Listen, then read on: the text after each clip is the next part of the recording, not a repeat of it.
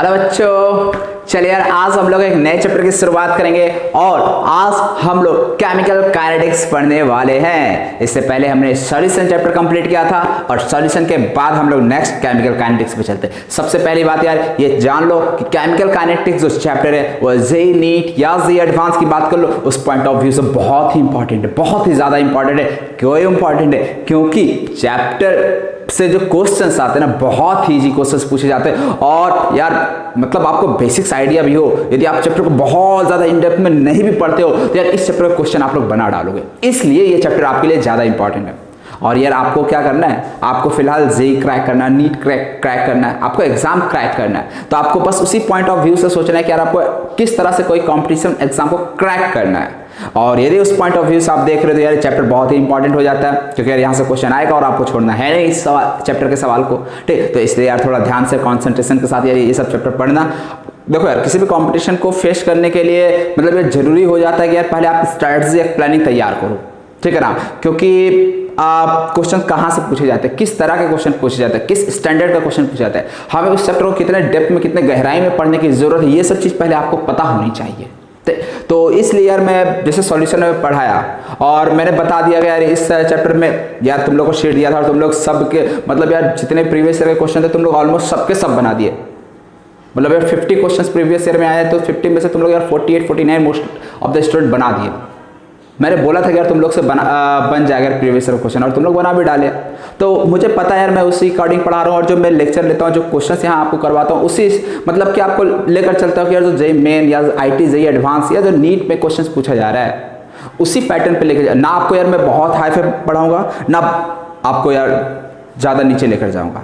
आपको बस balance maintain करके रखना है कि यार क्वेश्चंस कहीं का भी आए आपसे बन जाना चाहिए, ये इंपॉर्टेंट है आपके लिए। ठीक, तो चलिए अब हम लोग केमिकल काइनेटिक्स स्टडी करते हैं। सबसे पहले यार केमिकल काइनेटिक्स में हम लोग को क्या पढ़ना है यार इस चीज को जान लेते हैं। तो केमिकल काइनेटिक्स में देखो यार हम लोग स्टडी करते हैं रेट ऑफ रिएक्शन को, बहुत इंपॉर्टेंट पॉइंट है। केमिकल काइनेटिक्स में हमें क्या स्टडी करना है, रेट ऑफ रिएक्शन को, मतलब कोई भी रिएक्शन किस रेट से हो रहा है। अब बात आती है रेट ऑफ रिएक्शन, रिएक्शन का भी रेट होता है, हो सकता है यार फर्स्ट टाइम तुम लोग सुन रहे होगे रेट ऑफ रिएक्शन। हाँ, रिएक्शन का भी रेट होता है। अच्छा, जब भी रेट बोला जाता है यार तुम्हारे दिमाग में क्या जाता है, रेट का मतलब क्या होता है? तो रेट का मतलब होता है चेंज ऑफ समथिंग पर यूनिट टाइम। क्या होता है? चेंज ऑफ समथिंग पर यूनिट टाइम। मतलब यूनिट टाइम में किसी भी चीज का कितने चेंज आया उस चेंज को ही पर यूनिट टाइम को रेट कहा जाता है। जैसे यार तुम लोग क्लास 11 फिजिक्स में पढ़े हो वेलोसिटी के बारे में। वेलोसिटी क्या होता है? Rate of change of displacement. Rate of change of displacement मतलब कि यूनिट टाइम में डिस्प्लेसमेंट में कितना चेंज आया उसे वेलोसिटी कह देते हैं।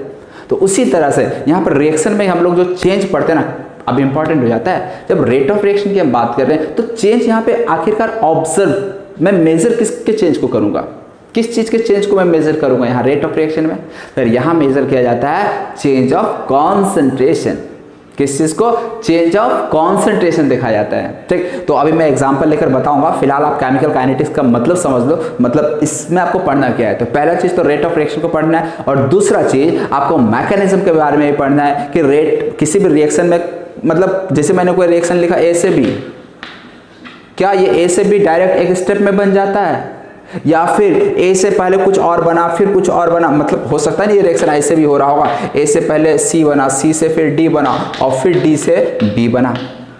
तो ओवरऑल हमें क्या मिल गया? ए से बी मिल गया। तो हमें ये रिएक्शन लिखा हुआ तो दिख रहा है एक स्टेप में कि ए से बी बना, लेकिन यार कोई जरूरी नहीं कि एक स्टेप में ये रिएक्शन हुआ हो सकता है यार मोर देन वन स्टेप में हुआ, जैसे 3 स्टेप में ए से पहले सी बना, सी से फिर डी बना, फिर डी से जाकर बी बना। तो इस तरह से फाइनली ए से बी हमें मिल गया। तो ये मोर देन वन स्टेप में भी रिएक्शन हो सकता है। तो कोई रिएक्शन एक स्टेप में हो रहा है या एक से ज्यादा स्टेप में हो रहा है, ये सब चीज की जानकारी भी हमें कहां से मिलती है? केमिकल काइनेटिक्स से मिलती है। तो इसलिए केमिकल काइनेटिक्स का स्टडी बहुत इंपॉर्टेंट हो जाता है। तो इसलिए केमिकल काइनेटिक्स को बोल सकता हूं, इसमें हम लोग स्टडी करते हैं क्या क्या चीज की स्टडी करते हैं? स्टडी ऑफ, फर्स्ट पार्ट है study of rate of reaction and second and the mechanism. Mechanism का मतलब क्या है बताता हूं, and the mechanism by which a reaction occurs. Mechanism का मतलब कोई रिएक्शन किस तरह से हो रहा है, कितने स्टेप्स में हो रहा है, इसी चीज को मैकेनिज्म कहा जाता है। ठीक, तो इस तरह से यार केमिकल काइनेटिक्स को मैं डिफाइन कर सकता हूँ। It is that branch of chemistry और it is that branch of physical chemistry which study the rate of reaction and mechanism by which reaction occurs. ठीक, तो ये केमिकल काइनेटिक्स के बारे में हो गया। अब सबसे पहले जो हमें केमिकल काइनेटिक्स में पढ़ना है वो है रेट ऑफ रिएक्शन के बारे में। सबसे पहले हम लोग जानेंगे रेट ऑफ रिएक्शन का मतलब क्या होता है। आपको अभी यार एक हिंट भी दे दिया, जैसे वेलोसिटी का मतलब क्या होता है, rate of change of displacement. उसी तरह से हम लोग रेट ऑफ रिएक्शन को हम लोग किस तरह से डिफाइन करेंगे, rate of change of concentration. और जब भी रेट बोला जाए इसका मतलब वहां पे हम लोग किसके रेस्पेक्ट में देख रहे हैं, टाइम के रेस्पेक्ट में देख रहे हैं। जो चेंज हम लोग मेजर करते हैं ना, चेंज किसके रेस्पेक्ट में मेजर किया जाता है, टाइम के रेस्पेक्ट में मेजर किया जाता है। ठीक, तो इस चीज को ध्यान रखना। तो चलो यार अब हम लोग next rate of reaction heading डालते हैं और उसके बारे में समझते हैं। तो चलिए यार नेक्स्ट हम लोग अब रेट ऑफ रिएक्शन समझते हैं, क्या होता है रेट ऑफ रिएक्शन। तो हेडिंग डाल लो यार आप लोग फिर रेट ऑफ रिएक्शन। ठीक, सबसे पहले रेट ऑफ रिएक्शन को डिफाइन किस तरह से करते हैं इस चीज को समझ लेते हैं। ठीक, तो it may be defined as the change in concentration. ठीक, it may be defined as the change in concentration per unit time. ठीक, अब बात आती है चेंज इन कॉन्सेंट्रेशन। कॉन्सेंट्रेशन में चेंज, किसका कॉन्सेंट्रेशन में चेंज भाई, रिएक्टेंट भी होता है प्रोडक्ट भी होता है रिएक्शन में। तो किसका हमें चेंज देखना है, तो रिएक्टेंट का कॉन्सेंट्रेशन और प्रोडक्ट का कॉन्सेंट्रेशन, दोनों में से किसी का भी देख लो, उसका रेस्पेक्ट में हम बता सकते हैं रेट ऑफ रिएक्शन क्या होगा। तो चलो यार इस चीज को मैं यहाँ पे लिख देता हूँ। It may be defined as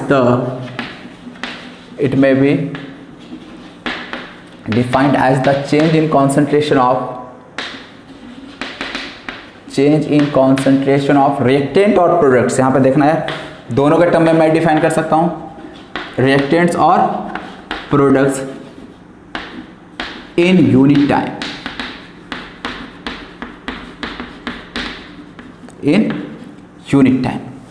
अब यूनिट टाइम का मतलब क्या यार, पर सेकंड आप देख लो, पर मिनट देख लो, पर आवर देख लो, जिस यूनिट में देखना है देख लो।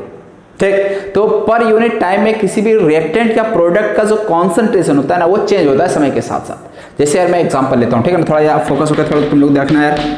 मान लो कोई रिएक्शन ए से बी हो रहा है, ठीक, कोई रिएक्शन ए से बी जा रहा है, तो क्या ए से यदि बी हो रहा है तो समय के साथ यदि मैं क्या देखो ऑब्जर्व करूंगा कि ए बी में कन्वर्ट हो रहा है, मतलब ये ए का कॉन्सेंट्रेशन लगातार कम हो रहा है और बी का कॉन्सेंट्रेशन लगातार बढ़ रहा है। ये चीज समझ रहे हो ना, ए का कॉन्सेंट्रेशन घट रहा है और बी का कॉन्सेंट्रेशन बढ़ रहा है। इसका मतलब समय के साथ ए का भी कॉन्सेंट्रेशन चेंज हो रहा है और बी का भी कॉन्सेंट्रेशन चेंज हो रहा है। ये चीज समझ रहे? तो यदि चेंज हो रहा है तो इसी चेंज को अपने को मेजर करना है पर यूनिट टाइम। पर यूनिट टाइम का मतलब क्या, मैं पर सेकंड पर मिनट मेजर करना चाहता हूं। मान ले मैं टाइम का यूनिट फिलहाल सेकंड ले रहा हूं, मतलब एक सेकंड में कॉन्सेंट्रेशन में कितना चेंज आया रिएक्टेंट का, या फिर प्रोडक्ट के एक सेकंड में कितना चेंज आया, ऐसे भी मैं बता सकता हूं। तो रिएक्टेंट ले लो, प्रोडक्ट ले लो, किसी के भी रेस्पेक्ट में लिख लो, रेट ऑफ रिएक्शन सेम आने वाला। ऐसा नहीं कि यार डिफरेंट आएगा, ठीक है ना। तुम एक रेस्पेक्ट में देख लो, बी के रेस्पेक्ट में, किसी के भी रेस्पेक्ट में और है, आइदर रिएक्टेंट के रेस्पेक्ट में देख लो या प्रोडक्ट के रेस्पेक्ट में देख लो, रिएक्शन ऑफ जो रेट ऑफ रिएक्शन है वो सेम आने वाला। अब इसको मैं मैथमेटिकली किस तरह से रिप्रेजेंट करूंगा, तो देखो यार रेट ऑफ रिएक्शन को मैं आर से डिनोट करूंगा, ठीक है ना। यहाँ पे भी लिख देता हूँ यार, रेट ऑफ रिएक्शन को मैं स्मॉल आर से डिनोट करूंगा। और इसके लिए मैं रेट ऑफ रिएक्शन को एक्सप्रेस करना हो तो देखो यार मैं क्या लिखूंगा, minus of change in concentration of A. अब देखो यहाँ पे कुछ तुम लोग को डेजिग्नेशन दिख रहा होगा, इस चीज को जरा समझना। Rate of reaction equal to minus of delta A upon delta T. यहाँ पे ये डेल्टा का मतलब क्या है, तो डेल्टा का मतलब है चेंज। क्या है डेल्टा का मतलब, चेंज। तो यहाँ पे मैं लिख देता हूँ डेल्टा जो है ये चेंज को रिप्रेजेंट कर रहा है। और यहाँ पे स्क्वायर ब्रैकेट लगाया गया। स्क्वायर ब्रैकेट का क्या मतलब है, हाँ, तो यार इक्विलिब्रियम चैप्टर में तुम लोग को बताया था स्क्वायर ब्रैकेट का मतलब क्या होता है, कॉन्सेंट्रेशन। यानी कॉन्सेंट्रेशन को हम लोग रिप्रेजेंट करने के लिए स्क्वायर ब्रैकेट यूज करते हैं। तो ये स्क्वायर ब्रैकेट जो है ये कॉन्सेंट्रेशन को रिप्रेजेंट कर रहा है, ठीक है ना, कॉन्सेंट्रेशन। और इसको मैं इस तरह से पढ़ता हूँ यार, ये भी चीज जान ले। स्क्वायर ब्रैकेट ऑफ मतलब कॉन्सेंट्रेशन ऑफ ए, इसको मैं क्या पढ़ूंगा, मान लिया इसके अंदर ए लिखा हुआ था, इसको मैं कॉन्सेंट्रेशन ऑफ ए बोलूंगा। तो यहाँ पे डेल्टा लगा चेंज इन कॉन्सेंट्रेशन ऑफ ए। समझ में आया किस तरह से पढ़ना, चेंज इन कॉन्सेंट्रेशन ऑफ ए। इसको क्या पढ़ना, चेंज इन टाइम। तो इस तरह से rate of reaction may be defined as the rate of change of concentration of A with respect to time, ठीक, और पर यूनिट टाइम, ऐसा भी मैं बोल सकता हूं। अब यहाँ पे यार तुम लोगों को दिख रहा होगा नेगेटिव साइन, ठीक। तो निगेटिव को भी गोली मार, अभी मैं जो समझाना चाह रहा हूँ केवल वो समझो, ठीक। अभी रिएक्टेंट के टर्म में मैंने लिखा, अभी तो मैंने बोला था प्रोडक्ट के टर्म में भी रेट ऑफ रिएक्शन को एक्सप्रेस कर सकता हूँ, बिल्कुल कर सकता है यार। इसको यदि प्रोडक्ट के टर्म में लिखना हो तो फिर किस तरह से लिखेंगे, कि यहाँ पर रेट ऑफ रिएक्शन देखो यार, प्रोडक्ट के टर्म में क्या लिखूंगा, प्लस में change in concentration of B per unit time, ये हो जाएगा rate of reaction with respect to product. यानी प्रोडक्ट के टर्म में यदि रेट ऑफ रिएक्शन को लिखना हो तो मैं इस तरह से लिखूंगा, पढ़ूंगा क्या इसे, चेंज इन, डेल्टा क्या पढ़ना है, चेंज इन, फिर इसको क्या पढ़ना है, स्क्वायर ब्रैकेट को कॉन्सेंट्रेशन ऑफ, क्या पढ़ना है, कॉन्सेंट्रेशन ऑफ, तो change in concentration of B per unit time, इसे ही रेट ऑफ रिएक्शन कह दिया जाएगा। मतलब यदि कोई सिंपल रिएक्शन यदि मैं लेता हूँ ए से बी, तो इस तरह से रेट ऑफ रिएक्शन को मैं minus delta A by delta T या फिर प्लस में delta B by delta T, यहाँ पे बस आपको नोटिस करना है कि जो यहाँ पे निगेटिव साइन है ना वो रिएक्टेंट के साथ आ रहा है, लेकिन जब प्रोडक्ट के चेंज को मैं देख रहा हूँ तो मैं पॉजिटिव साइन आ रहा है। तो इसके पीछे लॉजिक क्या है, इस चीज को मैं समझ लेता हूँ। देखो यार, आप लोग यार याद रखना है, रेट ऑफ रिएक्शन जो होता है ये ऑलवेज पॉजिटिव होता है, बस इसी चीज को आपको ध्यान रखना है। रेट कभी भी, रिएक्शन का रेट कभी भी निगेटिव नहीं हो सकता, नहीं हो सकता, नहीं हो सकता। नोट करके लिख लेना, rate of reaction can never be negative, rate of reaction is always positive, ठीक है ना। मैं ऐसा लिख देता हूँ, तुम लोग को जो लिखना है लिख लो, इज ऑलवेज पॉजिटिव। अब थोड़ा यहाँ पे आप समझना, यहाँ पे माइनस क्यों लिए, वहाँ पे प्लस क्यों लिए, ठीक। अब इस चीज को समझना, जब मैं रिएक्टेंट की बात कर रहा हूँ तुम्हें लोग बताया यार, जब कोई रिएक्शन ए से बी जा रहा है तो अच्छा डेल्टा, डेल्टा का मतलब मैंने क्या बोला, चेंज। जब भी चेंज बोला जाता है इसका मतलब क्या समझते हो, चेंज का मतलब फाइनल माइनस इनिशियल, समझे। चेंज का मतलब क्या होता है, फाइनल माइनस इनिशियल। मतलब यहाँ पे मैं लिख देता हूँ फाइनल माइनस इनिशियल। अब तुम ही लोग बता दो, यहाँ पे मैं जो चेंज देख रहा हूँ, चेंज इन, किसका चेंज देख रहा हूँ, कॉन्सेंट्रेशन का चेंज देख रहा हूँ। और तुम लोग बताओ कॉन्सेंट्रेशन का चेंज, तो बताओ फाइनल कॉन्सेंट्रेशन ए के लिए, मैं ए के लिए बात कर रहा हूँ, ठीक। ए का फाइनल कॉन्सेंट्रेशन, इनिशियल कॉन्सेंट्रेशन, ये वैल्यू क्या आएगा, फाइनल माइनस इनिशियल यदि मैं करूँगा, पॉजिटिव आएगा या निगेटिव आएगा, जरा सोच कर बताना यार, सोच कर बताना। फाइनल माइनस इनिशियल का वैल्यू क्या आएगा, तो ए के लिए मैं बात कर रहा हूँ, समय के साथ ए तो घट रहा है, इसका मतलब जैसे जैसे समय बढ़ता जाएगा ए का कॉन्सेंट्रेशन कम होता जा रहा है और बी का कॉन्सेंट्रेशन बढ़ता जा रहा है। इसका मतलब ये हुआ कि फाइनल कॉन्सेंट्रेशन ए का कम होगा, इनिशियल कॉन्सेंट्रेशन ज़्यादा होगा। यदि ये कम और ये ज़्यादा है तो ऐसे में चेंज जो आएगा वो नेगेटिव आएगा। तो इसलिए यदि मैं मान लो यहाँ पे नेगेटिव साइन ना लगाऊं तो ये वैल्यू तो नेगेटिव आ गया। और चेंज इन टाइम, टाइम का जो डिफरेंस होगा वो नेगेटिव आ सकता है, समय हमेशा बढ़ता है ना। टाइम के लिए मैं चेंज करूँगा तो फाइनल माइनस इनिशियल, तो final minus initial always positive, time तो नेगेटिव हो नहीं सकता है, ठीक। तो इसीलिए ये तो ऑलवेज पॉजिटिव होगा, लेकिन ये वाला टर्म नेगेटिव हो जा रहा है जब मैं रिएक्टेंट के टर्म में बात कर रहा हूँ। रिएक्टेंट के टर्म में बात करो तो ये नेगेटिव हो जा रहा है, क्यों? क्योंकि फाइनल वैल्यू कम हो रहा है, इनिशियल वैल्यू ज़्यादा था, तो डिफरेंस नेगेटिव आ जा रहा है। और रेट ऑफ रिएक्शन हमने अभी बताया कि ऑलवेज पॉजिटिव होता है, इसलिए ये नेगेटिव था, एक नेगेटिव मैंने अपनी तरफ से लगा दिया, हो गया ये पॉजिटिव। समझ में आया? यहाँ पे नेगेटिव क्यों लगा? तो नेगेटिव लगाने का बस वजह क्या है, रेट ऑफ रिएक्शन नेगेटिव नहीं हो सकता, rate of reaction always positive होता है। तो रेट ऑफ रिएक्शन को पॉजिटिव बनाने के लिए मैं यहाँ पे एक नेगेटिव साइन लगा दिया, ताकि ये जो डेल्टा ए का वैल्यू है वो नेगेटिव और ये एक नेगेटिव मल्टीप्लाई होकर पॉजिटिव बन जाए। क्लियर है? अब ये भी चीज़ यार तुम लोगों को क्लियर हो गया होगा, यहाँ पे प्लस साइन क्यों लिया गया।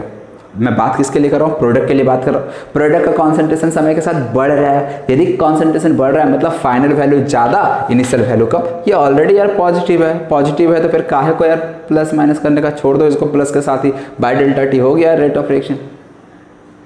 समझ में आया यहाँ तक? समझ में आ गया तुम लोग यार, उम्मीद है। तो यार समझ आ गया तो जल्दी से नोट कर लो इस चीज़ को। अब मैं एक और एग्जांपल लेता हूँ, ये तो यार बहुत सिंपल एग्जांपल ले लिया, ए से गिव्स ए गिव्स बी। अब मैं कुछ कोफिशिएंट के साथ रिएक्शन लेता हूँ, उसके बाद रेट ऑफ रिएक्शन को किस तरह से लिखा जाता है उसको भी एक्सप्लेन कर देता हूँ। तो आप लोग नोट कर लो, मैं मिटा। चलो अब मान लो यार हम एक रिएक्शन लेते हैं, A plus B B gives C C plus D D. मैं कोई एक रिएक्शन ले लेता हूँ इस तरह का, ठीक। A plus B B gives C, मतलब एक से ज़्यादा रिएक्टेंट है और एक से ज़्यादा प्रोडक्ट है और उसके कोफिशिएंट भी गिवन है A B C and D. अब बात आती है यार मुझे रेट ऑफ रिएक्शन लिखना है। तो अभी यार मैंने एक चीज़ बताया था आप लोगों को, क्या बताया था कि रेट ऑफ रिएक्शन को मैं किसी भी रिएक्टेंट या किसी भी प्रोडक्ट के रिस्पेक्ट में लिख सकता हूँ, मतलब किसी भी रिएक्टेंट या प्रोडक्ट के टर्म में एक्सप्रेस कर सकता हूँ रेट ऑफ रिएक्शन को।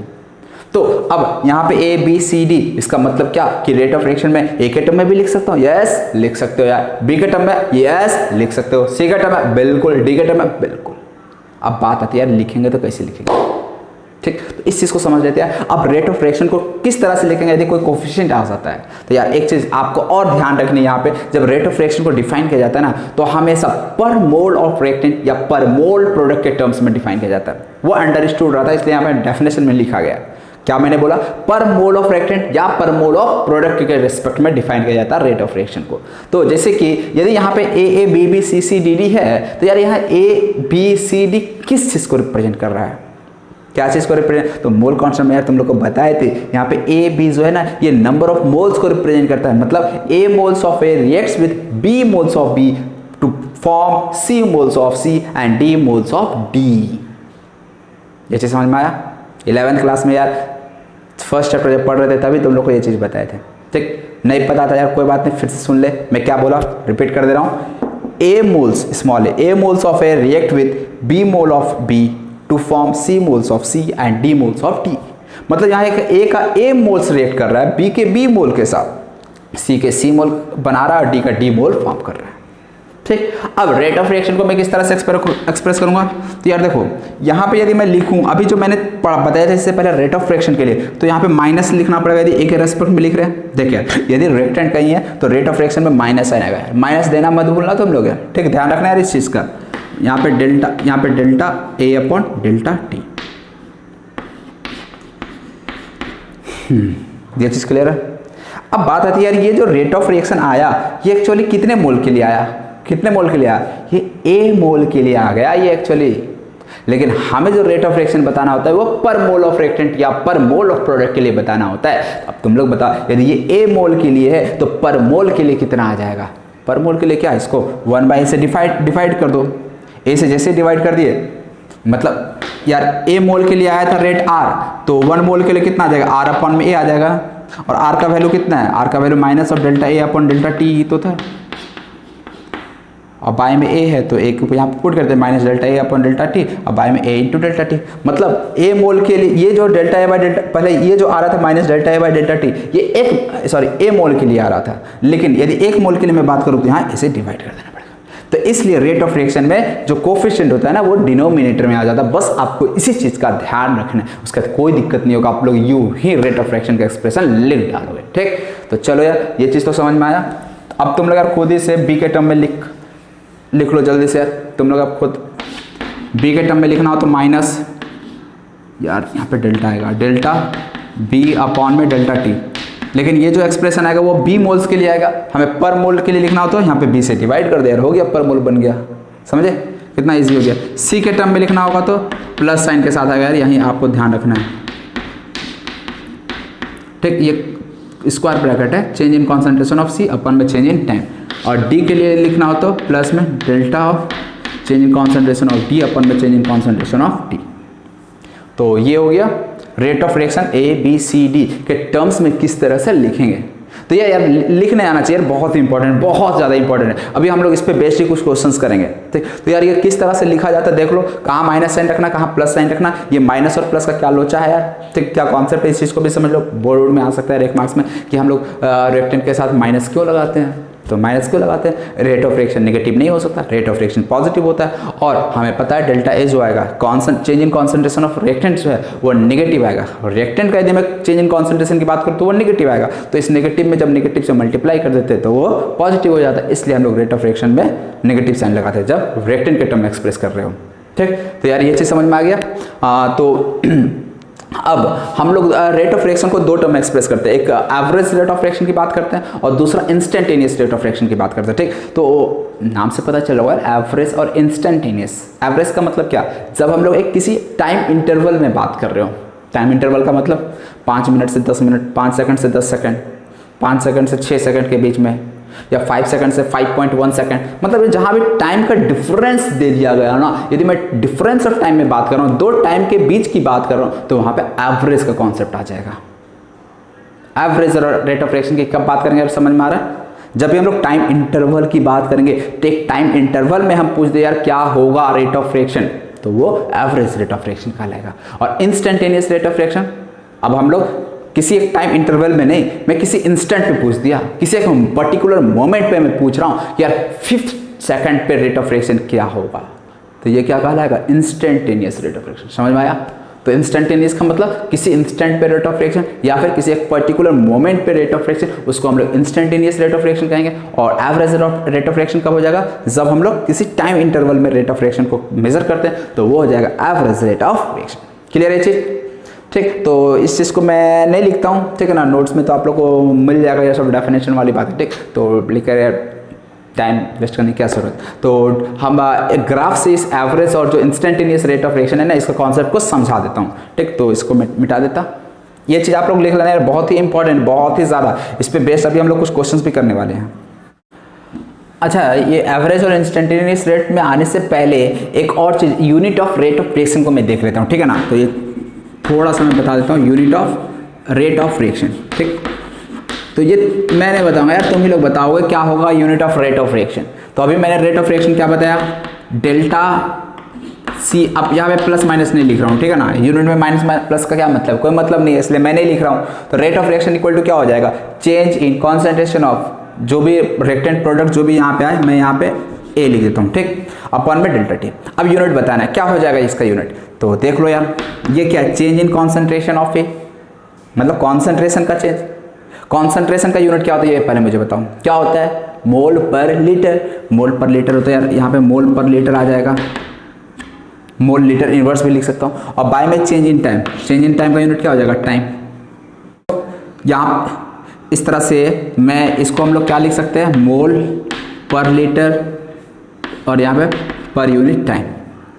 मोल लीटर इनवर्स टाइम इनवर्स। अब टाइम यदि सेकंड रहा तो सेकंड इनवर्स, मिनट रहा तो मिनट इनवर्स भी हो सकता है। ठीक, तो जो जनरल यूनिट हो जाए, ये unit of rate of reaction आ जाएगा, वो mole litre inverse time inverse आ जाएगा। अब मोल लीटर इनवर्स को मैं आगे हो सकता है सवाल में ऐसा भी लिख दिया, ये मोल पर लीटर क्या होता है, मोल्स पर यूनिट वॉल्यूम क्या होता है, मोलैरिटी होता है, तो इसलिए मैं मोलैरिटी इंटू टाइम इनवर्स भी बोल सकता हूँ। ठीक, तो जनरली यदि रेट ऑफ रिएक्शन का यूनिट पूछा जाए तो आप लोग ये वाला यूनिट बताओगे, मोल लीटर इनवर्स टाइम इनवर्स। ठीक, तो इस तरह से यार ये unit of rate of reaction था। अब हम लोग आते हैं average rate and instantaneous rate क्या होता है, इस चीज को समझ लेते हैं। एवरेज रेट ऑफ रिएक्शन समझना है, कोई भारी चीज तो है नहीं, ऑलरेडी अब बता दिया। एवरेज का मतलब क्या, जब किसी हम लोग टाइम इंटरवल में रेट ऑफ रिएक्शन को मेजर करते हैं तो वही रेट ऑफ रिएक्शन क्या कहलाएगा, एवरेज रेट ऑफ रिएक्शन। मतलब रेट ऑफ रिएक्शन मेजर्ड, देखिए बस यही चेंज हो जाएगा, measured during a interval of time, during a time interval. यानी जब टाइम इंटरवल में हम लोग यदि रेट ऑफ रिएक्शन को मेजर करते हैं तो उससे हम लोग क्या कह देंगे, during time interval is called average rate of reaction. Average rate of reaction को मैं आर लिख दे रहा हूँ, ठीक है ना, बार बार यूज आ रहा है, is called average rate of reaction. ठीक, इसका मतलब क्या है, इस चीज़ को समझ लेते हैं, एक ग्राफ के हेल्प से समझेंगे इस चीज़ को। और मैं एक काम करता हूँ, यहीं पे इंस्टेंटेनियस रेट ऑफ रिएक्शन को भी मैं डिफाइन कर दे रहा हूँ, instantaneous rate of reaction. Instantaneous rate of reaction को किस तरह से डिफाइन करूंगा, तो rate of reaction measured at a particular moment और rate of reaction measured at a particular instant is called instantaneous rate of reaction. That's it, समझ में आया। मतलब जब हम लोग किसी इंस्टेंट पे या किसी एक पर्टिकुलर मोमेंट पे रेट ऑफ रिएक्शन को मेजर करते हैं तो उसे ही हम लोग इंस्टेंटेनियस रेट ऑफ रिएक्शन कह देते हैं। तो यहाँ पे यार मैं लिख नहीं रहा हूँ, तुम लोग लिख लेना, मैं डिक्टेट कर दे रहा हूँ एक बार। Rate of reaction measured at a particular moment और rate of reaction measured at a particular instant is called instantaneous rate of reaction. अब इस दोनों डेफिनेशन को मैं एक ग्राफ के हेल्प से समझाऊंगा, ठीक है ना। तो उसके लिए मैं ऊपर का भी डेफिनेशन मिटा देता हूँ। तो चलो यार एवरेज रेट ऑफ रिएक्शन को जरा समझते हैं ग्राफ से।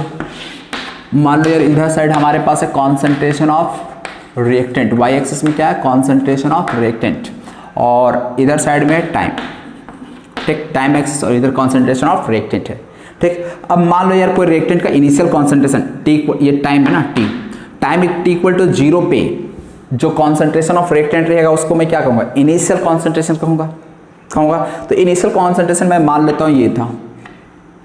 ठीक, अब जैसे जैसे हम लोग आगे की ओर बढ़ेंगे, आगे मतलब टाइम जैसे जैसे बढ़ेगा, ठीक है ना, मतलब हम लोग टाइम एक्सिस पे यदि देखें तो ये हम लोग राइट की ओर जाएंगे।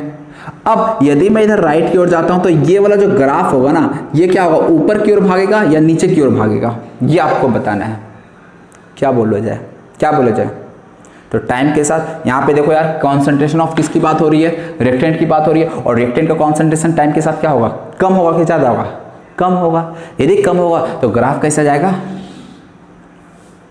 समझ में आया, तो ग्राफ नीचे से जाएगा। क्यों, क्योंकि टाइम के साथ कॉन्सेंट्रेशन ऑफ रिएक्टेंट कम होता है इसलिए। अब हम लोग एवरेज की बात करते हैं। एवरेज का मतलब क्या होता है, मान लिया हम एक टाइम t1 लिए और दूसरा टाइम लिए t2, तो इस t1 से t2 के बीच में रिएक्शन किसी रेट से बढ़ रहा होगा, तो मैं उस टाइम इंटरवल में रेट ऑफ रिएक्शन को जानना चाहता हूं। तो उस टाइम इंटरवल में रेट ऑफ रिएक्शन को कैसे डिफाइन किया जाए, तो इस टाइम इंटरवल में रेट ऑफ रिएक्शन को मैं डिफाइन करूंगा आर एवरेज के फॉर्म में। ठीक, अब यहाँ पे जो रेट ऑफ रिएक्शन आएगा वो एवरेज आएगा, क्यों, दो टाइम के बीच का पूछा गया है रेट ऑफ रिएक्शन इसलिए। तो ऐसे में आर एवरेज क्या हो जाएगा, तो कॉन्सेंट्रेशन, अब यहाँ पे देखो यार, जब T1 पे हम लेंगे तो कॉन्सेंट्रेशन क्या था, ये था, इसको मैं C1 कर देता हूँ, ठीक है ना, कॉन्सेंट्रेशन को मैं C1 से डिनोट करता हूँ, और यहाँ पे जो टाइम था इसको मैं C2 से डिनोट करता हूँ। ठीक, अब यहाँ पे जो आता है, ये देखिए रिएक्टेंट का बात हो रहा है तो माइनस साइन तो आएगा, ये तो बताने की जरूरत नहीं है। यहाँ पे डेल्टा ऑफ क्या आ जाएगा, जो भी यहाँ पर रिएक्टेंट है, change in concentration of reactant upon में क्या आ जाएगा, डेल्टा, ये स्क्वायर ब्रैकेट है, तो माइनस डेल्टा, डेल्टा क्या पढ़ते हैं, चेंज इन, फिर स्क्वायर ब्रैकेट होता है कॉन्सेंट्रेशन ऑफ, तो change in concentration of reactant upon में चेंज इन टाइम, तो माइनस है। अब change in concentration of reactant, तुम ही लोग बताओ यार, चेंज क्या लिखेंगे, C1 माइनस C2 या C2 माइनस C1। तो हमेशा जब भी चेंज की बात कीजिए तो फाइनल माइनस इनिशियल, फाइनल कौन सा कॉन्सेंट्रेशन है, C1 या C2, बताओ यार। तो फाइनल T2 वाला फाइनल होगा ना, तो T2 पे कॉन्सेंट्रेशन कितना, C2, यहाँ पे C2 आ जाएगा। इनिशियल क्या हो जाएगा, T1 पे कितना, C1 है, तो C2 माइनस C1, समझ में आया, C2 माइनस C1 क्यों लिखा, और नीचे में क्या आ जाएगा, T2 माइनस T2। तो इस तरह से यही हो गया एवरेज रेट ऑफ रिएक्शन। समझ में आया किस तरह से एवरेज रेट ऑफ रिएक्शन को एक्सप्रेस करेंगे हम लोग, क्लियर है। तो जब भी मान लो यार कभी क्वेश्चन आता है ग्राफ के फॉर्म में, तो आपको एवरेज निकालने के लिए बस यही करना है, कुछ नहीं, क्लियर है ये चीज़। तो चलिए यार ये चीज़ समझ में आ गया। अब हम लोग इंस्टेंटेनियस रेट प्रोडक्ट का यदि होता तो बस ये ग्राफ ऐसे जाता, वहाँ पे भी फाइनल माइनस इनिशियल करते हैं, ठीक है ना। तो ये हो गया इंस्टेंटेनियस, ये एवरेज के लिए हो गया। अब हम लोग एक इंस्टेंटेनियस के लिए भी समझ लेते हैं, ये टाइम है और इधर कॉन्सेंट्रेशन ऑफ रिएक्टेंट है, ठीक, कॉन्सेंट्रेशन ऑफ रिएक्टेंट है। अब अगेन यार देखा जाए तो ग्राफ का नेचर तो वैसे ही रहेगा, ग्राफ के नेचर में तो कोई चेंजेस आएगा नहीं। अब यहाँ पे मैं, अब देखिए इंस्टेंटेनियस का मतलब है किसी एक पर्टिकुलर टाइम पे मैं रेट ऑफ रिएक्शन को जानना चाहता हूँ, एक पर्टिकुलर उस इंस्टेंट पे रेट ऑफ रिएक्शन क्या था। तो मैं मान लेता हूँ यार उस पर्टिकुलर इंस्टेंट पे मैं टी कहता हूँ, ठीक है, या टी डैश कहता हूँ, और मैं जानना चाहता हूँ कि इस टी डैश पे रेट ऑफ रिएक्शन क्या है। तो टी डैश पे क्या रेट ऑफ रिएक्शन ये जानना चाहता हूँ, तो इसके लिए मुझे क्या करना पड़ेगा, इस टी डैश पे पहले कॉन्सेंट्रेशन देखना पड़ेगा क्या है। अब देखो किसी टाइम पे यदि हमें देखना है तो जरा समझना, तुम लोग इंस्टेंटेनियस रेट ऑफ रिएक्शन यहाँ पे निकालना चाहते हैं तो इसे आर इंस्टेंटेनियस INST शॉर्ट में लिखता हूँ, ठीक, माइनस होना क्या चाहिए था पहले वो मैं लिख रहा हूँ, change in concentration of reactant है तो यहाँ पर रिएक्टेंट आर लिख देता हूँ, ठीक है ना, ये तुम लोग समझ लेना, change in concentration of reactant और अपॉन में चेंज इन टाइम। अब इंस्टेंटेनियस रेट की बात करना है हमें, और इंस्टेंटेनियस का मतलब क्या हो जाता है, जब डेल्टा टी का वैल्यू क्या हो जाए, जीरो हो जाए। और जब डेल्टा टी का वैल्यू जीरो हो जाएगा तो याद है तो इन लोग का यार जब स्टार्टिंग में डिफरेंशिएशन का कॉन्सेप्ट, लिमिट का कॉन्सेप्ट पढ़ाया गया होगा, जो मैथ्स वाले स्टूडेंट हो वो तो चलो यार लिमिट समझ रहे होंगे, मतलब हम लोग को इसी वैल्यू को फाइंड करना है, लेकिन डेल्टा टी का वैल्यू क्या हो जाए, जीरो हो जाए। यहाँ पे टाइम इंटरवल है क्या, कोई डिफरेंस इन टाइम है क्या, नहीं, यहाँ पे टाइम डिफरेंस बिल्कुल जीरो हो चुका है। तो ऐसे केस में इसी चीज को मैं क्या लिख सकता हूँ, आर इंस्टेंटेनियस इक्वल टू क्या हो जाएगा, माइनस साइन को मैं बाहर कर देता हूँ, ये एक काम करता हूँ, यहाँ पे यही चीज होगा, लिमिट डेल्टा टी जो होगा वो टेंडिंग टू जीरो, मतलब delta T time difference zero. देखो एक पॉइंट पे आ चुके हैं ना हम लोग, यहाँ पे टाइम इंटरवल का बात ही नहीं किया जा रहा है, टाइम के बीच का डिफरेंस है ही नहीं, तो ऐसे में डेल्टा टी जीरो और ये हो जाएगा minus of delta R upon delta T. तो ऐसे में तुम लोग को याद होगा इसी चीज को, जो delta R by delta T है, इसको मैं डी वाई बाय वाई या फिर डी आर बोलो अपॉन में डी टी लिख देता हूं। डेल्टा को डी कब लिखा जाता पता है ना, डेल्टा जब लिखा जा रहा है इसका मतलब फाइनाइट चेंज, और डी कब लिखा जाता है जब बहुत स्मॉल चेंज, मतलब इतना स्मॉल, नेग्लिजिबल, देख सकते हो ना यार। यहाँ पे हम लोग किसी पर्टिकुलर टाइम पे पूछती है, तो ऐसे में डेल्टा टी का वैल्यू क्या हो चुका है, 0, और डेल्टा टी 0 हो गया, तो ऐसे में जो डेल्टा डेल्टा जो था उसको मैं डी से रिप्लेस कर देता हूँ, और D R by D T का मतलब क्या, डिफरेंशिएशन हो चुका है, differentiation of R with respect to time बन चुका है ये।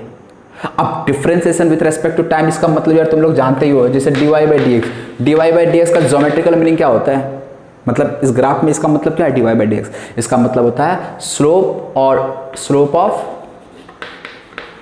Tangent, slope of tangent at that point, यही मतलब होता है ना। अब मैं इतना तो मैथ्स आप लोगों को पढ़ाऊंगा नहीं, ठीक, बेसिक्स नॉलेज आप लोग को यार ऑलरेडी सभी बच्चों को, मैथ्स हो या नीट हो, सबको यार बताया गया होता है, इतना स्टार्टिंग में यार फिजिक्स में मैथ्स में भी पढ़ाया जाता है तुम लोग को यार, ठीक। तो इस तरह से यदि मैं इस पॉइंट पे यदि जानना चाहता हूँ D R by D T, यानी जो rate of change of concentration है उसका वैल्यू जानना चाहता हूँ, तो हमें क्या करना पड़ेगा, टी डैश पे जानना चाहता हूँ ना, तो टी डैश पे जो कर्व को जहाँ मीट कर रहा है ना, उस पॉइंट पे आपको क्या कर देना, एक स्लोप, एक टेंजेंट ड्रॉ कर देना। तो एक टेंजेंट ड्रॉ कर देता हूँ यार इस पॉइंट पे, कर दिया टेंजेंट ड्रॉ, और अब क्या करना, इस टेंजेंट का स्लोप देख लो, ये स्लोप ही होता है ना, D Y by D X क्या होता है, slope of tangent at that point. तो टेंजेंट पहले ड्रॉप किया, और टेंजेंट का स्लोप कहे तो क्या हो जाएगा, ये वैल्यू अपॉन में ये, इसका यदि स्लोप निकालना तो कैसे निकालेंगे, change in Y upon change in X करके निकालते हैं ना। तो मान लो यार ये पॉइंट पे ए पे पॉइंट पे कन्वर्ट किया, ये ओ था ओरिजिन और ये पॉइंट बी था, इस लाइन का यदि मुझे टेंजेंट ये स्लोप देखना हो, ठीक है ना, इसका स्लोप को मैं एम से डिनोट कर रहा हूँ, ठीक। यदि स्लोप देखना हो तो मैं क्या लिखूंगा, ओ ए अपॉन ओ पी, यही वैल्यू तो स्लोप होगा, और यही क्या हो जाएगा, ये जो स्लोप, जो भी इसका स्लोप आएगा वही हमारा rate of instantaneous rate of reaction आ जाएगा। समझ में आया, ये इसको मैं यहाँ पे ओ ए अपॉन ओ बी लिख देता हूँ, और यही क्या है, R equal to O A upon O B, यही हो गया rate of instantaneous rate of reaction. तो इस तरह से यदि किसी भी, हो सकता है यार ये ए और बी का वैल्यू ना दिया, आपको हो सकता है ये एंगल दे दिया गया हो कि यार ये एंगल 120 डिग्री है, कोई बात नहीं, यदि एंगल 120 डिग्री है तो स्लोप क्या होता है, tan थीटा होता है ना, और थीटा जो होता है याद रखिएगा यार, हमेशा पॉजिटिव एक्स एक्सिस से एंटी क्लॉकवाइज डायरेक्शन में मेजर किया जाता है एंगल, ये पॉजिटिव एक्स एक्सिस है, पॉजिटिव एक्स एक्सिस से एंटी क्लॉकवाइज डायरेक्शन में, ये वाला एंगल पता चला यार 120 है, ये 60 डिग्री लेकर tan थीटा tan 60 का वैल्यू निकाल दिया और आंसर मार दिया, गलत हो जाएगा। हमेशा एंगल पॉजिटिव एक्स एक्सिस से एंटी क्लॉकवाइज डायरेक्शन में लेना होता है, ठीक। तो ये सब चीज़ का ध्यान रखना, मतलब ये है कि जब भी इंस्टेंटेनियस रेट ऑफ रिएक्शन निकालना हो ना, तो आपको देखना है कि किस टाइम पे पूछा गया। अब उस टाइम पे आपको पहले तो देखना कि कर्व को कहाँ मीट करा है, जिस भी पॉइंट को कर्व पे मीट करेगा उस पॉइंट पे आपको एक स्लोप, एक टेंजेंट ड्रॉ करना, और उस टेंजेंट का स्लोप चेक करना, जो स्लोप आ जाएगा वही हो जाएगा rate of instantaneous rate of reaction. That's it, खत्म कहानी यहाँ पे, समझ में आया। तो इस तरह से ये एवरेज रेट ऑफ रिएक्शन और ये इंस्टेंटेनियस रेट ऑफ रिएक्शन का कॉन्सेप्ट था, ठीक। तो अब यहाँ पे अभी हम लोग कॉन्सेंट्रेशन के चेंज के टर्म्स में देख रहे थे। कई बार क्या होता है, यहाँ पे जो हम लोग रेट को मेजर कर रहे हैं ये कॉन्सेंट्रेशन के चेंज के टर्म्स में ना देकर वो प्रेशर के टर्म्स में दिया होता है, ठीक। तो यदि कहीं प्रेशर के टर्म्स में दिया हुआ है तो ऐसे में आप लोग रेट ऑफ रिएक्शन को किस तरह से लिखोगे, तो वो भी मैं बता देता हूँ। उसके बाद फिर हम लोग कुछ क्वेश्चंस कर लेंगे इसी चीज़ पे बेस्ड, ठीक। तो ये मिटा देता हूँ, और अब मैं प्रेशर के टर्म्स में रेट ऑफ रिएक्शन को किस तरह से लिखूंगा ये बता देता हूँ। तो चलो यार, मान लो हमारे पास कोई गैसेस रिएक्शन है, लाइक मान लो ए गैस से बी गैस बन रहा है, ठीक है ना। मुझे यहाँ पे अगेन रेट ऑफ रिएक्शन को लिखना, लेकिन अब यहाँ पे आपको कॉन्सेंट्रेशन नहीं दिया हुआ, यहाँ पे प्रेशर दिया हुआ है। तो कोई बात नहीं यार, हमें तो रेट ऑफ रिएक्शन में क्या है, चेंज को मेजर करना है। अब चेंज, जैसे कि इससे पहले मैंने जो चेंज मेजर किया था वो किसका मेजर किया था, कॉन्सेंट्रेशन का चेंज देखा था, ठीक। Change in concentration per unit time. यदि प्रेशर गिवन है तो कोई बात नहीं यार, कॉन्सेंट्रेशन की जगह पे हम लोग प्रेशर का चेंज ले लेंगे बस, और कुछ नहीं। मतलब रेट ऑफ रिएक्शन को मैं इस तरह से भी डिफाइन कर सकता हूँ, rate of change of, rate of reaction यहाँ पे लिख ही देता हूँ, रेट ऑफ रिएक्शन। तो rate of change of pressure, rate of change of pressure पर यूनिट टाइम, ये भी हो जाएगा यार रेट ऑफ रिएक्शन, ठीक। तो डिपेंड करता है यार क्वेश्चन में प्रेशर दिया हुआ या कॉन्सेंट्रेशन दिया हुआ, जो भी दिया होगा उसके टर्म में मैं रेट ऑफ रिएक्शन को एक्सप्रेस कर दूंगा। तो यहाँ पे रेट ऑफ रिएक्शन को क्या लिख दूंगा मैं, minus delta P upon delta T, बस। यदि प्रोडक्ट के यहाँ पे पी जो वैल्यू आएगा ए के लिए आएगा।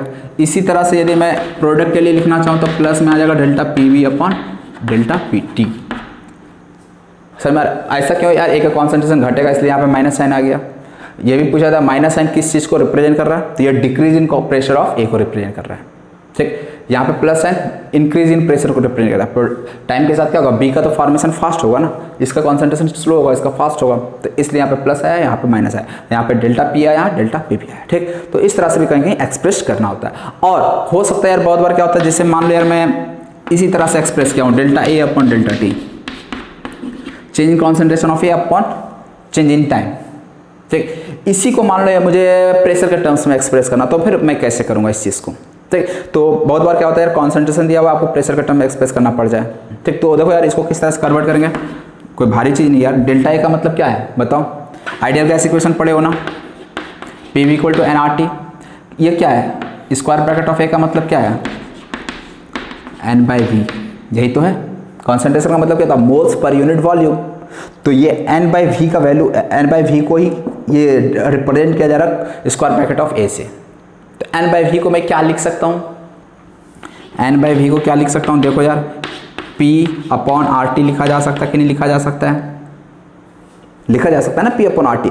यदि मैं पी अपॉन आर टी लिख दूँ तो यहाँ पे देखो यार क्या हो जाएगा, पी अपॉन आर टी का चेंज अब हमें देखना पड़ेगा, यहाँ पे change of P upon R T, यहाँ पे चेंज इन कॉन्सेंट्रेशन ऑफ ए था ना, अब कॉन्सेंट्रेशन को मैं पी अपॉन आर टी से रिप्लेस कर दिया और बाय में डेल्टा टी से।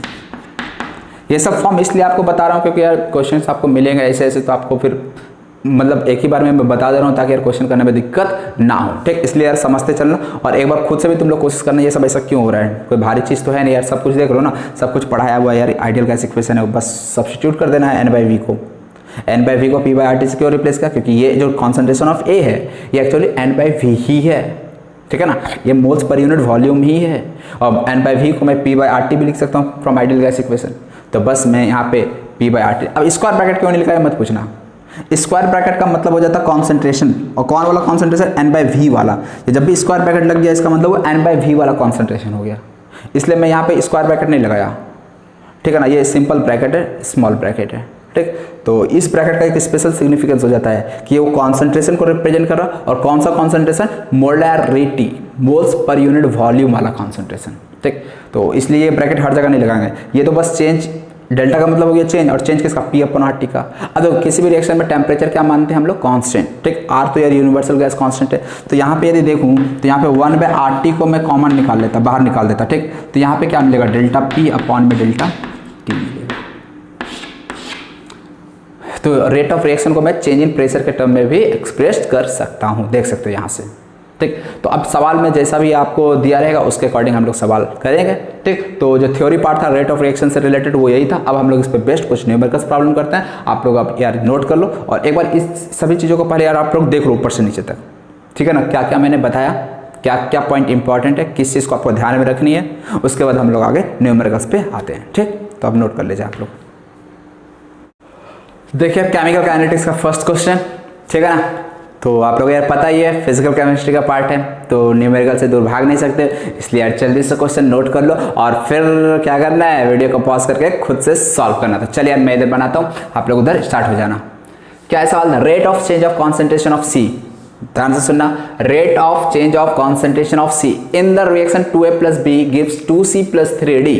आगे क्या, was reported as 1 mole litre inverse second inverse. यार देख लिया, कोई भी सवाल हो ना मैं एक बार पहले पढ़ दिया करूँगा। ठीक है ना, हो सकता है यार मेरे राइटिंग में या फिर कहीं गलती से हो सकता है मिस्टेक हो जाए मेरे से, तो इसलिए यार पहले मुझे सुन लो, उसके बाद आप लोग क्वेश्चन हमेशा अटेम्प्ट करना। ठीक, हाँ, तो क्या was reported as 1 mole litre inverse second inverse. Calculate the reaction rate as well as the rate of change of concentration of A, concentration of B and concentration of D. ठीक, अब मैंने question पढ़ दिया, अब आप लोग खुद से ट्राई करो। चलो मैं इधर ट्राई करता हूँ।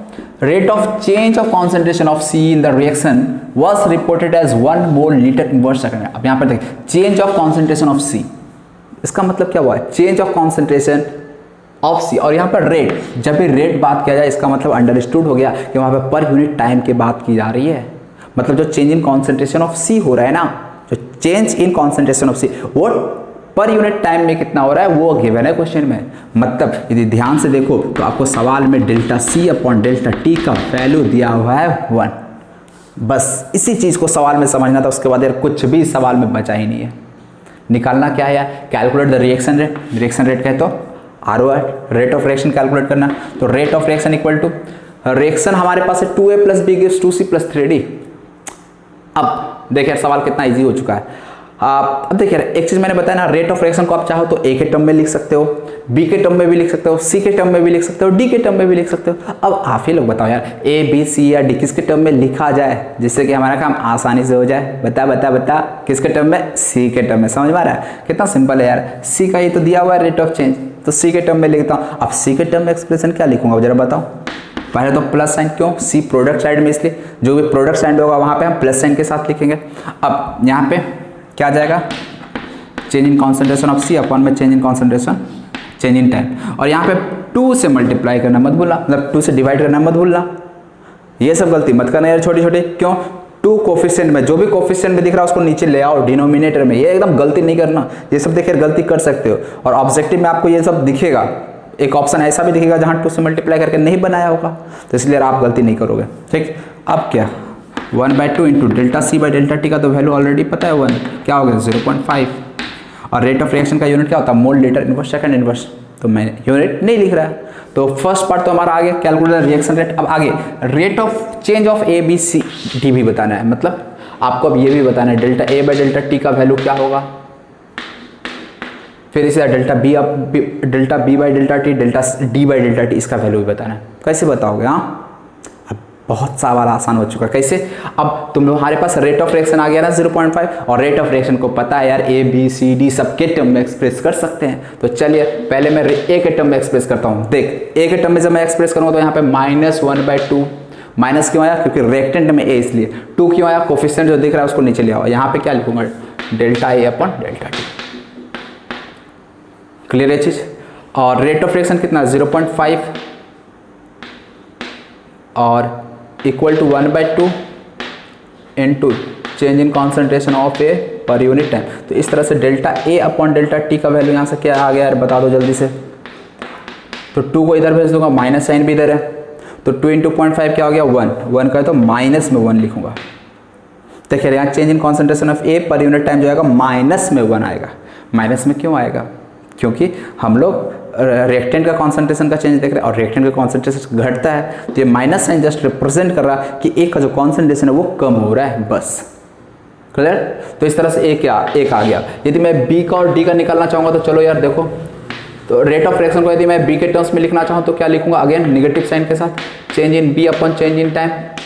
और रेट का वैल्यू ऑलरेडी 0.5 निकाला हुआ हूँ मैं। यहाँ पे देख कोफिशिएंट में 1 है ना, तो 1 ही आएगा तो कोई फर्क नहीं पड़ता है।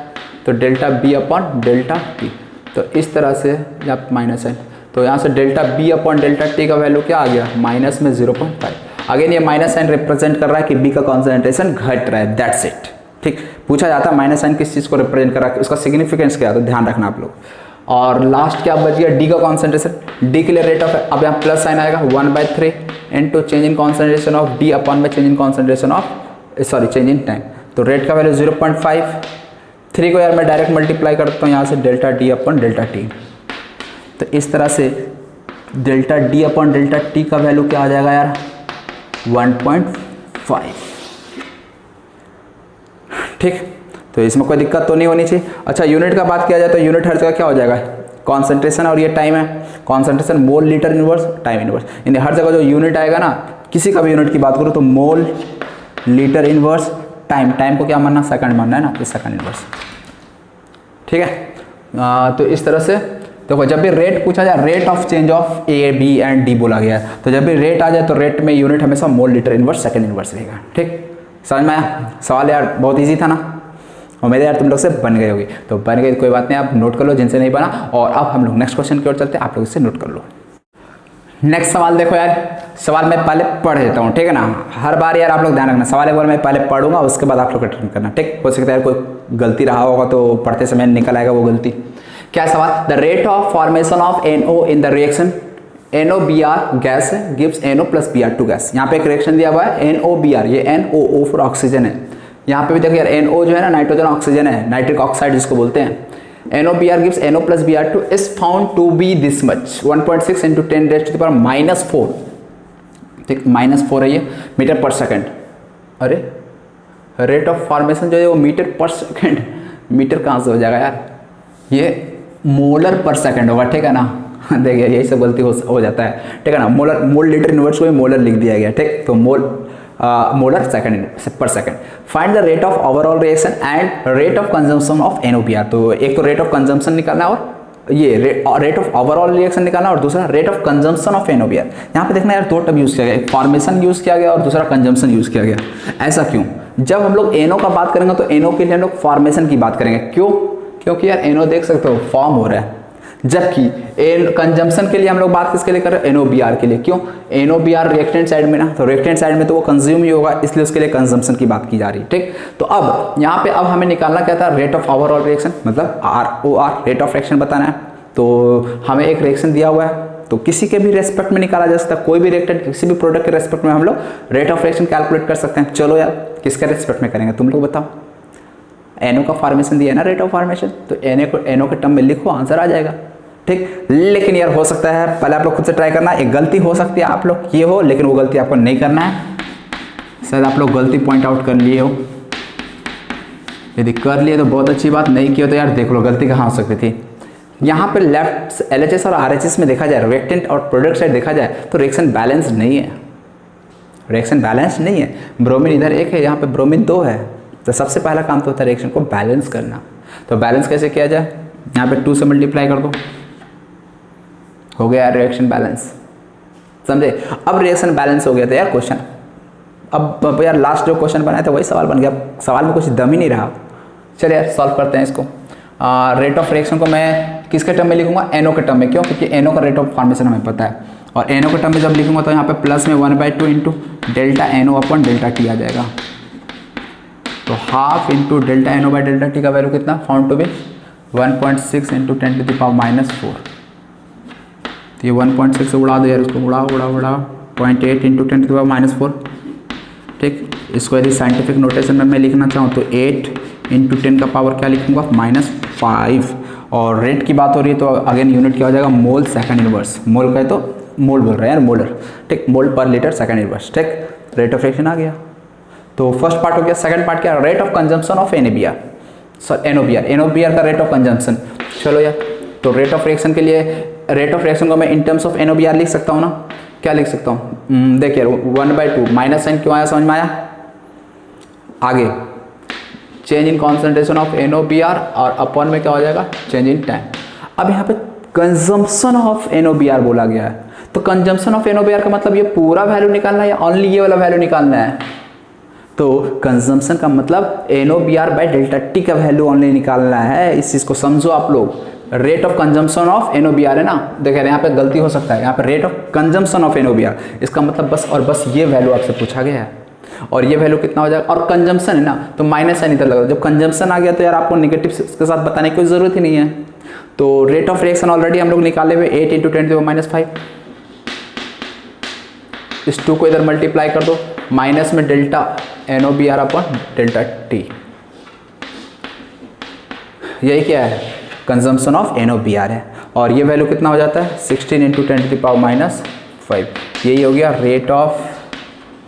रेट लग गया, इसका मतलब क्या है कि पर यूनिट टाइम हम लोग कोई चीज़ का चेंज देख रहे हैं, बस रेट लग गया, इसका मतलब पर यूनिट टाइम देखा जा रहा है, ठीक है ना। और रेट का कोई मतलब, तो यहाँ पर rate of consumption of NOBR, answer कितना हो गया इसका? 16 इंटू 10⁻⁵। समझ में आया? और यहाँ पे जब आंसर बताएंगे तो फिर प्लस साइन के साथ ही बताइए, क्यों? क्योंकि कंजम्पशन ऑलरेडी बताया गया ना, कंजम्पशन टर्म यूज कर दिया, इसका मतलब वो ऑलरेडी बता रहा है कि घट रहा, तो फिर माइनस अलग से बताने की जरूरत नहीं है। क्लियर? तो यार ये भी सवाल बहुत ईजी था, बस आपको ध्यान इस सवाल में क्या रखना था? रिएक्शन को बैलेंस करना। हो सकता है यार कुछ से रिएक्शन बैलेंस ना हुई हो, स्टार्ट हो गए हो ऐसे, तो फिर हो जाएगी गलती, ठीक। तो आपको ये गलती नहीं करनी है। तो चलिए यार नोट कर लो जिनका नहीं हुआ था। अब हम लोग नेक्स्ट क्वेश्चन पे आते हैं, मैं मिटा देता इसे। अब नेक्स्ट क्वेश्चन यार ये है, सवाल मैं पहले पढ़ देता हूँ। क्या है? The rate of reaction is as follows, ठीक। कोई रिएक्शन का रेट आपको एक्सप्रेस करके दे दिया गया, जो रेट ऑफ रिएक्शन है वो ये है, मतलब यहाँ पे मैं R=2 भी लिख सकता हूँ, ठीक है ना। ये रेट ऑफ रिएक्शन है 1/2 DC, मतलब यहाँ पे समझना यार, यहाँ पे जो रेट ऑफ रिएक्शन है वो आपको एक तो C के टर्म्स में बताया, फिर D के टर्म्स में भी बताया, A के टर्म्स में भी बताया और B के टर्म्स में भी बताया, मतलब A B C D चारों के टर्म्स में रेट ऑफ रिएक्शन बताया है। इसका मतलब एक चीज़ तो क्लियर हो गया कि जब जिस भी रिएक्शन के बारे में बात हो रही है उस रिएक्शन में ए भी सी भी प्रेजेंट है, डी भी प्रेजेंट है, ए भी प्रेजेंट है, बी भी प्रेजेंट है, ये मतलब हुआ। ठीक, अब यहाँ पे डी डी डी यूज किया गया, तो यार डेल्टा और डी से आपको कन्फ्यूज होने की जरूरत नहीं है। जब डी का बात किया जा रहा है इसका मतलब इंस्टेंटेनियस रेट ऑफ रिएक्शन की बात हो रही है, और डेल्टा जहाँ लगा दिया जाता है वहाँ एवरेज रेट ऑफ रिएक्शन की बात हो रही है। तो आपको यार एवरेज और इंस्टेंटेनियस से कोई प्रॉब्लम नहीं होनी चाहिए। ठीक, अब रिएक्शन, अब आपको यार बताना है कि ये जिस भी रिएक्शन का रेट ऑफ रिएक्शन का एक्सप्रेशन है तो ये कौन सा रिएक्शन रहा होगा जिसके लिए ये रेट ऑफ रिएक्शन का एक्सप्रेशन बनेगा, बस आपको ये बताना है। ठीक, 4 ऑप्शन दिया है, 4a + b gives 2c + 3d, b + 3d gives 4a + 2c, a + b gives c + d, b + d gives a + c। क्या करना होगा अपने को? तो यार पहला तरीका तो है आप ऑप्शन से चले जाओ। इसके लिए आप लोग रेट ऑफ रिएक्शन का एक्सप्रेशन क्या लिखोगे, r = a के टर्म्स में क्या लिखोगे, -1/4 da। देखिए यार यहाँ पे ΔA/ΔT भी लिख सकते थे, मैं d के टर्म में लिखूंगा तो da/dt लिखूंगा। ठीक, इसी तरह से b के लिए क्या लिखोगे, माइनस में dB/dt लिखोगे, c के लिए क्या लिखोगे 1/2 dc/dt, और d के लिए क्या लिखोगे 1/3 प्लस साइन के साथ आएगा यहाँ पे 1/3 dd/, यही आएगा ना। क्या यही रेट ऑफ एक्सप्रेशन दिया है? c के साथ 1/2 प्लस सही है, b के साथ -dB/dt ये भी सही है, a के साथ -1/4 यहाँ पे प्लस दिया, गलती हो गया यार यहाँ पे, समझ में आ रहा है? तो एक तो तरीका ये हो गया यार, आप चारों को इस तरह से लिख के फिर मैच कर लो कौन सा आंसर सही हो रहा है। तो चारों ऑप्शन का आपको हिट है, पहला वाला तो नहीं लगा, फिर सेकंड पे ट्राई मारेंगे, सेकंड आ गया तो यार आंसर बी, सेकंड नहीं आया तो फिर सी पे ट्राई मारो, सी नहीं आया तो फिर डी पे ट्राई मारो, इस तरह से। दूसरा तरीका क्या है, आप लोग डायरेक्ट यार इस रेट ऑफ रिएक्शन से रिएक्शन को पहचान सकते हो। कैसे, जरा समझना इस चीज़ को। सबसे पहले रिएक्टेंट में कौन होगा, प्रोडक्ट में कौन होगा, ये कैसे पहचानेंगे? इसमें rate of reaction plus sign के साथ आ रहा है, इसमें माइनस के साथ, इसमें भी प्लस के साथ, इसमें माइनस के साथ। मतलब ये चीज़ क्लियर हो गया कि प्रोडक्ट में ये दोनों प्रोडक्ट में जाएगा, क्यों? प्लस साइन के साथ है। प्लस किसके साथ लगाते हैं? प्रोडक्ट के साथ। ये दोनों में माइनस लगा हुआ है, इसका मतलब ये दोनों रिएक्टेंट में आएगा। क्लियर हो गया चीज़? चलो यार, तो इस तरह से रिएक्टेंट में कौन कौन आएगा, डी आएगा और कौन आएगा, बी आएगा। बी और डी रिएक्टेंट में आएगा, ये चीज़ तो क्लियर हो गया। और प्रोडक्ट में कौन कौन जाएगा, सी एंड ए जाएगा, ए एंड सी जाएगा। अब यार समझ में आ गया तुम लोग आगे क्या करना है, क्या करना है। b के साथ कोफिशिएंट क्या आ जाएगा, तो यहाँ पे यार कोफिशिएंट क्या आता है, जो डिनोमिनेटर में होता है वही तो कोफिशिएंट बनता है। तो b के नीचे क्या है, 1 है तो 1b। d के साथ कोफिशिएंट क्या आएगा, देखो यार d के साथ 3 में डिनोमिनेटर 3 है ना। a के साथ क्या होगा 4, c के साथ क्या होगा 2। हो गया। चलिए अब मिला कौन सा answer, b + 3d, b + 3d 4a + 2c। Answer क्या हो गया, बी। समझ में आ रहा है? तो इस तरह से ये सवाल हो गया। तो इस तरह से यार ये कुछ क्वेश्चंस थे। इसके अलावा और भी कुछ क्वेश्चंस और भी करवाएंगे, थोड़ा टिपिकल प्रॉब्लम्स इस पे बेस्ड, लेकिन वो आज नहीं कराऊंगा क्योंकि यार ऑलरेडी लेक्चर 1 आवर्स से ऊपर हो चुका है। ठीक, तो इसलिए अब हम लोग वीडियो को यहीं पे समाप्त करते हैं, और नेक्स्ट डे हम लोग फिर से कुछ न्यूमेरिकल प्रॉब्लम के साथ ही नेक्स्ट लेक्चर को स्टार्ट करेंगे। और उसके बाद हम लोग नेक्स्ट लेक्चर में रेट ऑफ रिएक्शन किस किस फैक्टर पे डिपेंड करता है वो सब चीज़ जानेंगे। फिर ऑर्डर एंड मॉलिक्यूलरिटी बहुत ही इंपॉर्टेंट है। मतलब क्या यार, ऑर्डर एंड मॉलिक्यूलरिटी इस चैप्टर का, केमिकल काइनेटिक्स का जो सबसे इंपॉर्टेंट पॉइंट है ना, जो इंपॉर्टेंट पार्ट है वो है ऑर्डर एंड मॉलिक्यूलरिटी है। ठीक, तो उस चीज़ को भी अपन लोग नेक्स्ट क्लास में ही पढ़ेंगे। ठीक, तो अभी के लिए यार इतना ही। अब मैं आप लोगों से इजाज़त चाहता हूँ। वीडियो देखने के लिए बहुत बहुत thanks. Bye bye, have a nice day बच्चों।